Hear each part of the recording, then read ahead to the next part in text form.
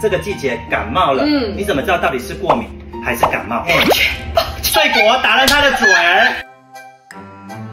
那其实过敏跟感冒最大的区别就在于说喉咙会不会痛，只要有喉咙痛，或是你的症状是持续型的，都是因为感冒。第二个辨别方式是鼻涕的颜色，一般过敏族群鼻涕颜色直青而多，如果黄黄的甚至 QQ 的，像荤贵的，还有可能进入到发热阶段，就可能到感冒喽。咳嗽的部分其实就是看嘛，我们5脏6腑皆令人咳。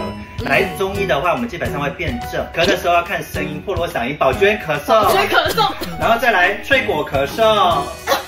好啦，我们不同声音我们会第一个辨识，第一我们看有没有痰，喉咙有没有痛，刚才前面讲。哦，真的。再来就是我们咳嗽时间有没有特殊，躺下咳、晚上咳，或是整天都在咳，有时候可能是胃的问题，所以找合格的医师，不管中医、不管西医都可以哦。